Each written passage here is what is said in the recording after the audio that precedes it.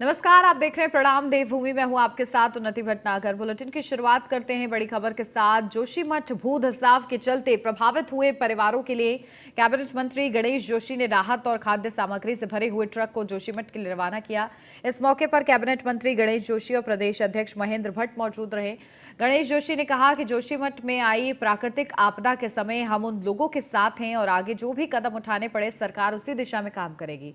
वहीं राहत सामग्रियों से भरे ट्रक को हरी झंडी दिखाकर प्रदेश अध्यक्ष महेंद्र भट्ट ने कैबिनेट मंत्री गणेश जोशी का धन्यवाद करते हुए कहा है कि हमारा यही प्रयास है कि जोशीमठ से हुए प्रभावितों लोगों को खाद्यान्न और राहत सामग्री में कमी न रहे। इसके लिए लगातार वहां पर हम लोग नजरें बनाए हुए हैं।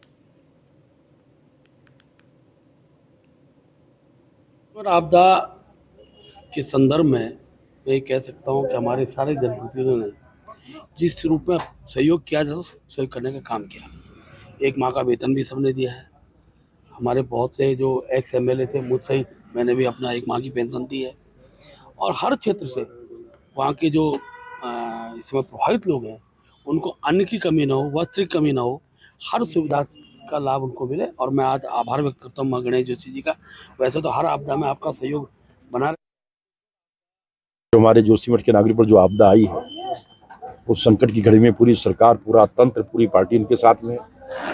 अजय जी गुप्ते की तरफ से वहाँ पर उसकी देखरेख कर रहे हैं। उनका फोन आया था कि यहाँ पर ठंड हो रही, बारिश हो गई थी, तो वहाँ पर हीटर, इलेक्ट्रिक केटल, ब्लैंकेट्स व कुछ ड्राई राशन, बिस्किट, मैगी इस टाइप के सामानों की आवश्यकता है। तो हमने आज एक ट्रक सामान माननीय महेंद्र भट्ट जी ने जिसको आज रवाना किया वहाँ भेजा है, और आगे भी जो आवश्यकता अगर वहाँ होगी, डिमांड आई उसको। देहरादून में एसटीएफ ने यूके SSSC स्नातक स्तरीय परीक्षा 2020-21 पेपर लीक मामले में 44वीं गिरफ्तारी की है। वहीं गिरफ्तार किए गए अभियुक्त का नाम रुपेंद्र कुमार जायसवाल बताया जा रहा है, जो कि 25,000 रुपए का इनामी अपराधी भी है। दरअसल पेपर लीक होने से पहले अभियुक्त रुपेंद्र कुमार जायसवाल ने अभियुक्त सादिक मूसा को आरएमएस सॉल्यूशन के कर्मचारी कसान से मिलाया गया था। वहीं कसान से लीक आउट पेपर लेकर सादिक मूसा को दिया गया था, जिसके एवज में रुपेंद्र कुमार जायसवाल को 5 लाख रुपए की धनराशि प्राप्त होनी थी। फिलहाल एसटीएफ पेपर लीक मामले में अभियुक्तों से लगातार पूछताछ की जा रही है और मामले में संलिप्त आरोपियों को जल्द ही गिरफ्तार किया जाएगा। ये रुपेंद्र जायसवाल है और ये लखीमपुर खीरी का रहने वाला है। वर्तमान में लखनऊ में था। जो 5 दिसंबर 2021 में जो वीडियो VPDO का एग्ज़ाम हुआ है, उसमें RMS सॉल्यूशन जो कि पेपर को प्रिंट करते हैं कंपनी, उसके ओनर जो राजेश चौहान है, जो अभी मुख्य अभियुक्त हैं हमारे और जेल में अभी निरुद्ध हैं, तो उन्हीं के कोई जो कंपनी का व्यक्ति है, कोई कसान और सादिक मूसा, जो इसको जानता है, सादिक मूसा को 5 लाख रुपए में इसने पेपर उपलब्ध कराया कसान से मिल।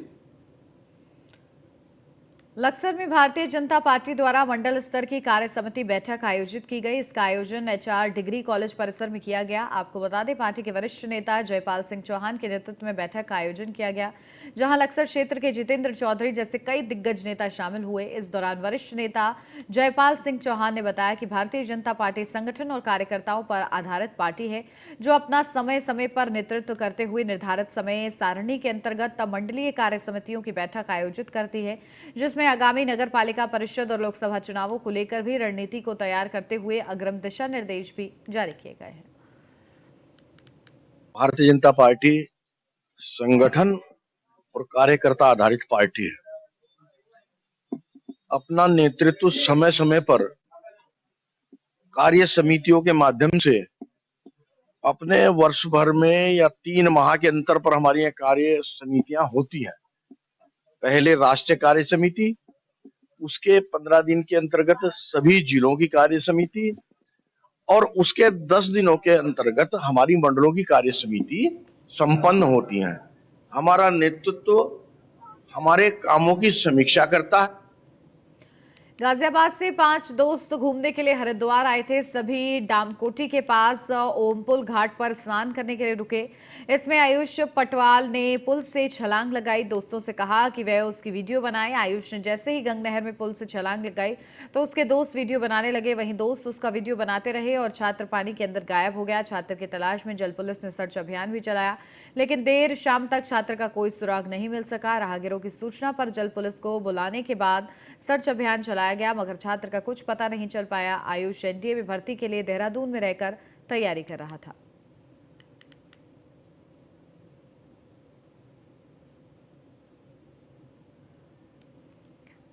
ऋषिकेश में पर्यटकों को घुमाने लाया राफ्टिंग गाइड गंगा में बह गया। पर्यटकों को घुमाने के दौरान गंगा में नहाने के लिए गाइड उतरा था, जिसका अभी तक कुछ पता नहीं चल पाया है। फिलहाल एसडीआरएफ और जल पुलिस का सर्च ऑपरेशन जारी है। वहीं युवक की पहचान ईशान के रूप में की गई है, जो लखनऊ निवासी है, जिसकी उम्र लगभग 23 साल बताई जा रही है।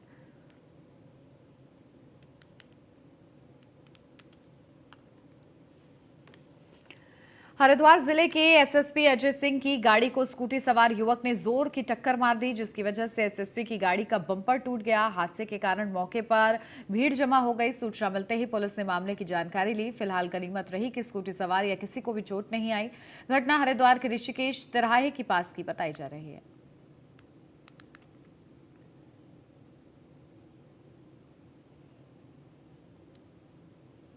देहरादून में अटल उत्कृष्ट राजकीय इंटर कॉलेज नैनीसेठ चमोली के 75 साल पूरे होने जा रहे हैं, जिस उपलक्ष्य में सिल्वर जुबली कार्यक्रम का आयोजन किया जा रहा है। इस अवसर पर उत्तराखंड के राज्यपाल लेफ्टिनेंट जनरल गुरमीत सिंह भी कार्यक्रम में शिरकत करेंगे। वहीं कार्यक्रम के दौरान उन सभी लोगों को याद किया जाएगा जिन्होंने 75 साल पहले इस विद्यालय को बनाने में महत्वपूर्ण भूमिका निभाई है।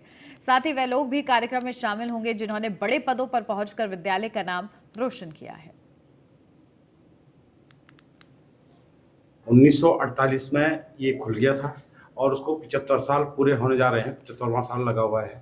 उस संबंध में हम प्लेटिनम जुबली का एक कार्यक्रम कर रहे हैं कि जो लोग उस विद्यालय से निकले हुए हैं और जिन लोगों ने उस विद्यालय में सेवाएं दी हैं, वो कितने लोग हैं, कैसे हैं, किस स्थिति में, इसके लिए हम 75 साल मना रहे हैं। और उस विद्यालय का नाम जिन लोगों ने रोशन किया है उन सबको याद कर रहे हैं, जिन लोगों ने उस विद्यालय को खोलने के लिए उस दौर में जब कहीं विद्यालय नहीं थे, आज से 75 साल पहले लोगों ने अपनी जमीनें दी हैं, लोगों ने अपना तन मन और धन से, जबकि गरीबी की स्थितियां थी, बड़ा देहाती इलाका था। हम आज इस बैठक को बेसिकली जो हमारा राजकीय इंटर कॉलेज नैनीसैण है उसके प्लेटिनम जुबली सेलिब्रेशन के लिए आज यहाँ पर एकत्रित हुए हैं। ये 18 से 20 अप्रैल 2023 को हमारा एक प्रोग्राम होना है इंटर कॉलेज नैनीसैण में, और इसके लिए, इसकी तैयारियों के लिए हम आज यहाँ पर लक्सर में बुरकाजी मार्ग पर स्थित आशीर्वाद नर्सिंग होम और अल्ट्रासाउंड सेंटर नामक निजी अस्पताल संस्था ने पूर्व से योजित और निर्धारित निःशुल्क रूप से कई प्रकार के ऑपरेशन करने के उद्देश्य से एक विशेष कैंप कार्यक्रम आयोजित किया गया, जहां कई प्रकार के निःशुल्क ऑपरेशन करने मेरठ का अनुभवी चिकित्सक पहुंचा। बताते चले कि इस दौरान कटे होठों और कटे तालू जैसे अलग अलग श्रेणी के कई ऑपरेशन निःशुल्क रूप से किए गए। इतना ही नहीं बल्कि रोगियों के आवागमन को लेकर घर से अस्पताल और वापसी घर तक निःशुल्क वाहनों के अलावा भोजन और उनकी भर्ती संबंधित प्रक्रिया को पूर्ण रूप से निःशुल्क रखा गया है। जहाँ से कटे होठ कटे तालू वाले जो बच्चे होते हैं, इनका हमारे यहाँ मेरठ आनंद हॉस्पिटल स्माइल ट्रेन के सौजन्य से सब फ्री होता है। और डॉक्टर साहब के यहाँ हमने कैंप लगाया, इसमें डॉक्टर साहब की भी बहुत हेल्प मिली हमें। तो आपने देखा होगा काफ़ी मरीज बाहर आ चुके हैं और काफ़ी बच्चे अंदर भी हैं, लेकिन जितने भी बच्चे आएंगे, जो भी सर्जरी लायक होंगे, वो सब हमारे साथ जाएंगे। सबका आना जाना, रहना सहना और ऑपरेशन, दवाइयाँ सब फ्री रहेगा। मैं पिछले 6 साल से इस संस्था के साथ जुड़े हुए हैं और हर 2 साल में हमें करते रहते हैं। और बस इस कैंप के माध्यम से लोगों को, जिसके बच्चे को होठ और तालू और संबंधी जो दिक्कत है, वो फ्यूचर में भी हमारे पास आ सकते हैं और जब भी दिक्कत हो हम इनको मेरठ पेचका आनंद हॉस्पिटल में कभी भी करा सकते हैं। तो फ्यूचर में कभी भी कोई आता है, कोई आदमी इस कैंप से वंचित रह जाता है, तो कोई भी आगे भी हमसे संपर्क कर सकता है और उसकी हम सेवा इस तरह की आगे। दिनेशपुर में एक युवती ने संदिग्ध अवस्था में अपने घर में फांसी लगाकर जान दे दी। वहीं मौके पर सुसाइड नोट न मिलने से पुलिस सुसाइड के कारणों में जुटी हुई है। आपको बताते चले कि विगत कुछ सालों से दिनेशपुर क्षेत्र में सुसाइड का ग्राफ बढ़ता जा रहा है। वहीं प्रशासन इसकी रोकथाम के लिए अनेक प्रयास करती आ रही है। वहीं थाना अध्यक्ष अनिल उपाध्याय ने बताया कि फांसी लगाने का कारण अभी स्पष्ट नहीं है। पोस्टमार्टम की रिपोर्ट आने के बाद ही आगे की कार्रवाई की जाएगी।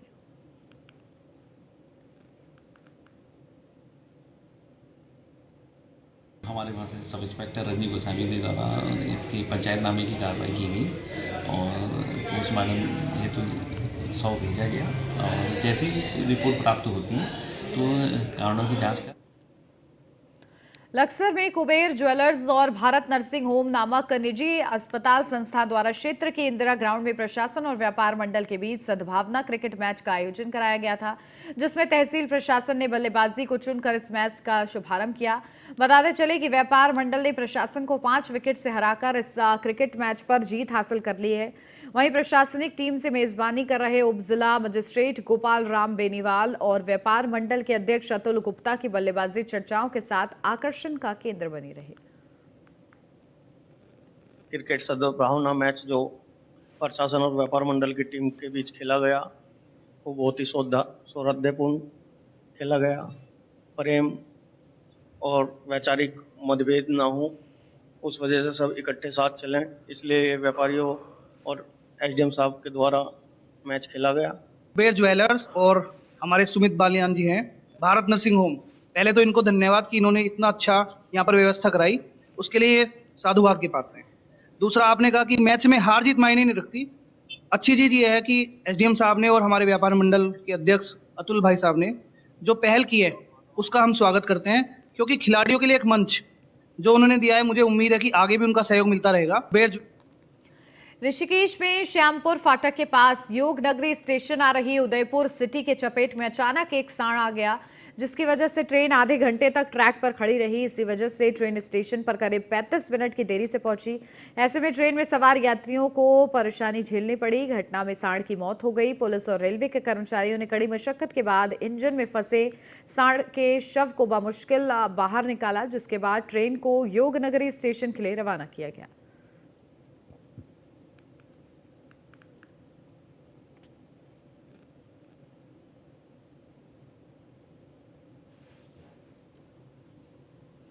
देहरादून के मयूर विहार क्षेत्र में हुई लाखों की चोरी का पुलिस ने खुलासा किया है। 11 फरवरी की रात को बंद घर में लाखों रुपए के हीरे, सोने और चांदी के जेवरात पर चोर ने हाथ साफ किया था। इस दौरान घर के लोग रिश्तेदार की शादी में बाहर गए हुए थे। बताया जा रहा है कि पकड़ा गया आरोपी शमशाद पहले बंद घरों की रेकी करता था और फिर मौका पाकर चोरी की घटना को अंजाम देता था। चोरी के आरोपी पर विभिन्न राज्यों में 18 मुकदमे दर्ज है। पुलिस ने 35 लाख रुपए के आभूषण आरोपी से बरामद किए हैं। एसएसपी दिलीप सिंह कुंवर ने प्रेस कॉन्फ्रेंस कर पूरे मामले का खुलासा किया है। श्रीमती पूजा राठी के घर में एक चोरी हुई थी और 11 तारीख को मामला पंजीकृत किया गया था। इस मामले को अनावरण करने के लिए हमने 4 टीमें गठित की थी एसपी सिटी के नेतृत्व में, और पूरे घटनाक्रम को जानकारी करने के लिए उसमें पता रसी सुराग के लिए हमने 140 के लगभग सीसीटीवी फुटेज को खंगालने के बाद ये मुलजिम जो है शमशाद उर्फ धर्मेंद्र पुत्र शौकत अली, ये निवासी रसूलपुर बेहद रोड चिलकाना सहारनपुर का रहने वाला है। इसकी अरेस्टिंग हुई है। इसके पास से लगभग 35 लाख का जो सामान है जेवरात वो बरामद हुए हैं। दिल्ली से अब खबर। राज्य वन विकास निगम के अध्यक्ष कैलाश गहतोड़ी से मिले सीएम धामी। दिल्ली के मेदांता अस्पताल पहुंचकर की मुलाकात। सीएम धामी ने गहतोड़ी के स्वास्थ्य की जानकारी ली। सीएम धामी ने गहतोड़ी के जल्द स्वास्थ्य लाभ की कामना की है।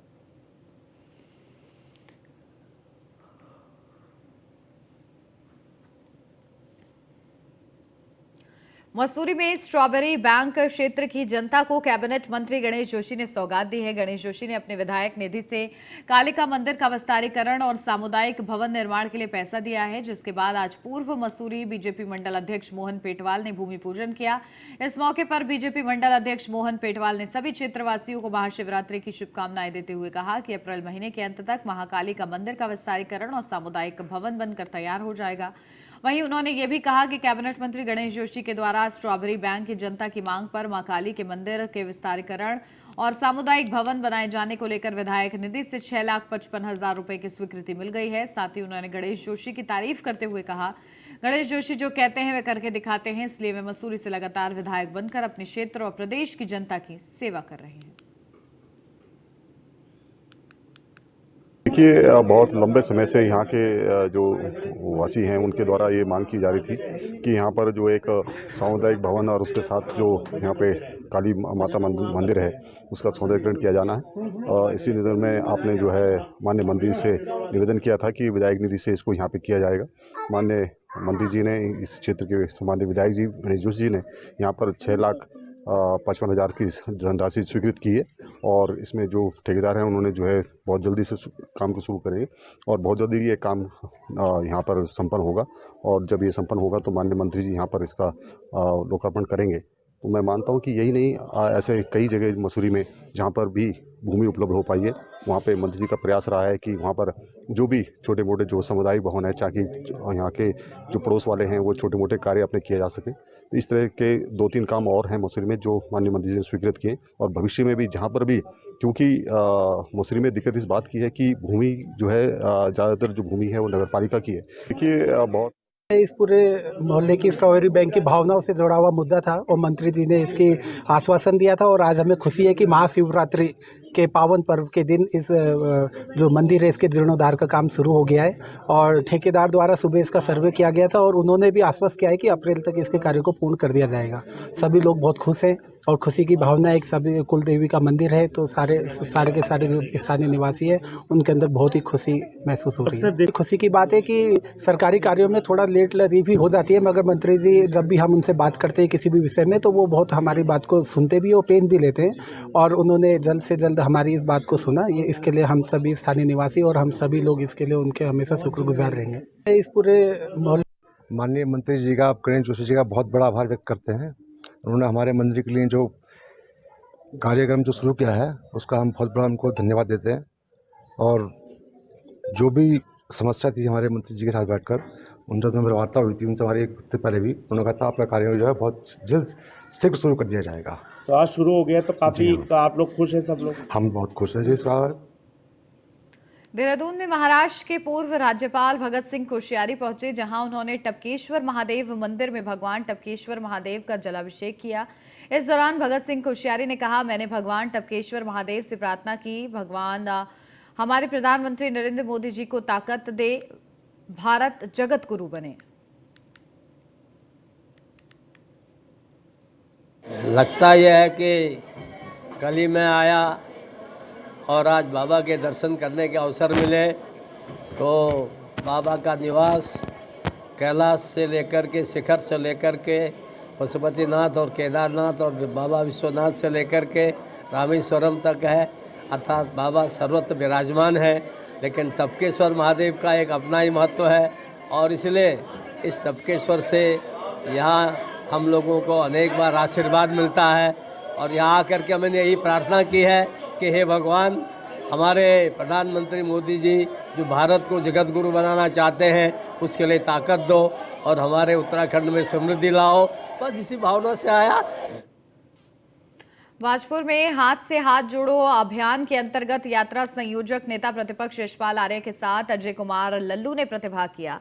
इस अवसर पर राहुल गांधी का संदेश जन जन तक पहुंचाने का संकल्प लिया। वहीं महंगाई और बेरोजगारी से नाता तोड़ो, हाथ से हाथ जोड़ो का संदेश दिया। आपको बता दें, देश में समस्त कांग्रेस कार्यकर्ता राहुल गांधी का संदेश घर घर पहुंचा रहे हैं।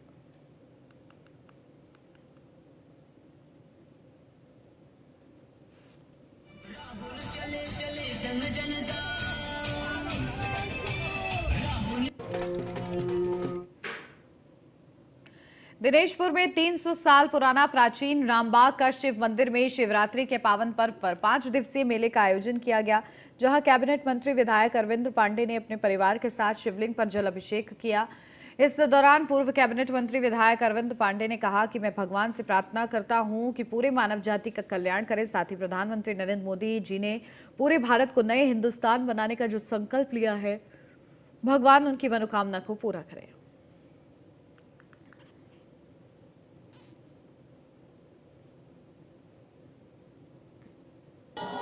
सनातन धर्म को मानने वालों को सबको बहुत बहुत शुभकामना देता हूं, बधाई देता हूं।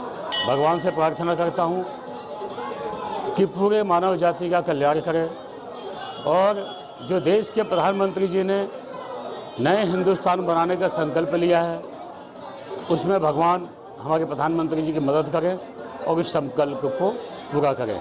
आज मैं रामबाग इस पुरातन मंदिर में आया हूं। यहाँ की कमेटी ने बहुत अच्छा काम किया। लक्सर के खानपुर क्षेत्र में स्थित प्रसिद्ध जटाशंकर महादेव मंदिर पर हर साल आयोजित होने वाले 3 दिवसीय महाशिवरात्रि मेला पर्व का आयोजन किया गया। देर शाम 8 बजे खानपुर विधानसभा क्षेत्र के विधायक उमेश शर्मा अपनी धर्मपत्नी सोनिया शर्मा के साथ अनोखी और आकर्षक धार्मिक वेशभूषा धारण कर मंदिरों में जलाभिषेक करने के लिए पहुंचे, जहां उन्होंने अपनी पत्नी सहित मंदिर परिसर के महंत का आशीर्वाद ग्रहण कर क्षेत्रवासियों को महाशिवरात्रि पर्व की शुभकामनाएं दी। वहीं बताया जा रहा है कि खानपुर विधायक उमेश शर्मा के आगमन की भनक लगते ही आसपास के तकरीबन हजारों लोगों की भारी भरकम भीड़ जुट गई।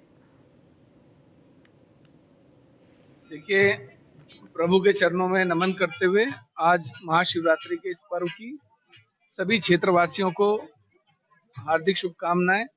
और जाओ यहाँ हमारे सभी श्रद्धालु साथी जो भी यहाँ मौजूद हैं उन सबको भी मेरी तरफ से हार्दिक शुभकामनाएं। महाराज श्री के चरणों में प्रणाम करते हुए मैं इतना ही कहना चाहूंगा कि सभी का जीवन सफल हो, सभी के घर में सुख शांति बनी रहे, बाबा भोले भंडारी की सब पर कृपा बनी रहे। ये अवसर हमें बाबा भोले ने दिया कि इस खानपुर विधानसभा क्षेत्र की सेवा कर सकूं, तो हमने सोचा कि शिवरात्रि पर पहले विशाल भंडारे का आयोजन करते हैं। महाराज श्री की अनुमति मिली और कल विशाल भंडारा, प्रथम विशाल भंडारा है और ईश्वर ने चाहा तो प्रत्येक वर्ष ये विशाल भंडारा और विशाल रूप लेता रहेगा और एक दिन इस विशाल भंडारे का ऐसा रूप होगा कि 20 से 25 हजार 30 हजार लोग यहाँ आएंगे। हमारे उमेश शर्मा जी का हार्दिक अभिनंदन और स्वागत करते हैं। आज विधायक जी ने जो किया है वो अभी तक किसी ने नहीं किया। हमारे विधायक जी को बहुत बहुत शुभकामनाएं, बहुत बहुत आशीर्वाद, और भगवान इनकी लंबी आयु करे और सदा धर्म की रक्षा करें और हमारे मंदिर की सेवा सहयोग करते रहें। आपका बहुत बहुत धन्यवाद। नगर निगम का इस साल के वित्तीय वर्ष को अब 1.5 महीना ही रह गया है, लेकिन देहरादून में 84 सरकारी कार्यालयों का करीब 15 करोड़ टैक्स बकाया है, जिसमें मुख्य एसएसपी ऑफिस, सिडकुल और पीएचकेदून अस्पताल, हेड पोस्ट ऑफिस, सीपीडब्ल्यूडी से वायुयोजन कार्यालय, खेल निदेशालय, ट्रांजिट हॉस्टल, एफआरआई और सर्वे ऑफ इंडिया है। वहीं कॉमर्शियल करदाताओं में 200 से 250 कॉमर्शियल करदाता हैं, जिन पर 10 से 12 करोड़ रुपए बकाया है। वहीं नगर आयुक्त का कहना है कि सभी बकाया करदाताओं को नोटिस भेजने का काम किया जा रहा है और उनके बाद सख्त रुख बरतना पड़ेगा। 36 करोड़ का आंकड़ा लगभग पार कर चुके हैं और हमारा टारगेट ये है कि 1.5 महीना अभी बचा है और इसी आखिरी में सबसे ज़्यादा हाउस टैक्स की प्राप्ति होती है। तो हमारा प्रयास रहेगा कि करीब 45 करोड़ के आंकड़े को हम लोग पार करें और कोशिश ये रहेगी कि हम इस बार जो है 50 करोड़ को भी क्रॉस करने का प्रयास करें। देहरादून में आरटीओ विभाग अब एक नई पहल शुरू करने जा रहा है, जो प्रारंभिक कार्य भी शुरू कर दिए गए हैं। बता दें कि आरटीओ विभाग अब एक चिल्ड्रन ट्रैफिक पार्क बनाने जा रहा है, जिसको लेकर विभाग की तरफ से कवायद भी शुरू कर दी गई है। आरटीओ विभाग की माने तो चिल्ड्रन ट्रैफिक पार्क के माध्यम से बच्चों को ट्रैफिक नियमों के बारे में बताया जाएगा, ताकि बच्चों में ट्रैफिक नियम के प्रति जागरूकता बढ़ाई जा सके। चिल्ड्रन ट्रैफिक पार्क होने चाहिए, ऐसे जगह हो पार्क के रूप में जहां बच्चों को ट्रैफिक के डिफरेंट जो नियम हैं, रूल्स एंड रेगुलेशन है, उसके बारे में बताया जाए। हम लोग इसको काफ़ी इंटरेस्टिंग वे में हम लोग इसको आगे कैरी करना चाहते हैं कि बच्चों को वहाँ बुलाएंगे हम लोग ट्रैफिक पार्क में, वहाँ उनको बताएंगे और एक तरह से गेम भी उसमें हम लोग शामिल करने जा रहे हैं। ऐसे तो बड़े स्केल में बनाने की बात चल रही है कि कुछ एग्जिस्टिंग जो पार्क हमारे हैं उन पार्कों में कुछ जगह हमें मिल जाए तो वहाँ हम लोग बना सकते हैं। कोटद्वार में बन रहे जाति प्रमाण पत्रों को लेकर उत्तराखंड मूल निवासी पिछड़ा वर्ग मोर्चा में भारी आक्रोश है, जिसमें मोर्चा के महासचिव बृजमोहन वर्मा ने प्रशासन पर आरोप लगाते हुए कहा है कि प्रदेश में बन रहे जाति प्रमाण पत्र पूरी तरीके से फर्जी हैं। साथ ही उन्होंने कहा है कि उत्तराखंड पर्वतीय क्षेत्रों की मूल जाति लाहौर, बड़ाई, सोनार, तामकुरा आदि का तहसील प्रशासन द्वारा शिल्पकार अनुभूति जाति के प्रमाण पत्र निर्गत किए जा रहे हैं, जो कि पूरी तरीके से गलत है। जबकि ये मूल जातियां ओबीसी जाति में आती हैं। इन जाति के लोगों को अनुसूचित के बजाय पिछड़ी जाति के प्रमाण पत्र निर्गत किए जाने चाहिए। फर्जी अनुसूचित जाति प्रमाण पत्र निर्गत करके प्रशासन अनुसूचित जाति वर्ग के अधिकारों का हनन कर रही है, जबकि सही प्रमाण पत्र जारी करने के लिए आयोग द्वारा भारत सरकार को निर्देशित किया जा चुका है। इसके बावजूद भी फर्जी जाति प्रमाण पत्रों पर रोक नहीं लग पा रही है।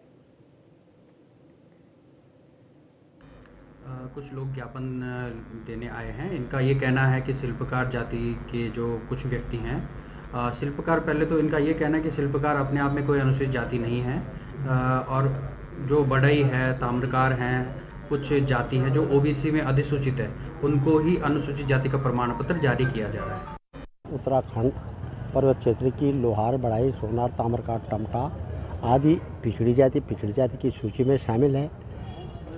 इन्हें इनकी मूल जाति से सही पिछड़ी जाति के प्रमाण पत्र न देकर इनकी मूल जाति छुपाकर शिल्पकार जाति अनुसूचित जाति के फर्जी प्रमाण पत्र जारी किए जाने पर, जबकि भारत सरकार ने, राज्य सरकार ने, उच्च अधिकारियों ने यह तहसीलों में आदेश दे दिए गए हैं।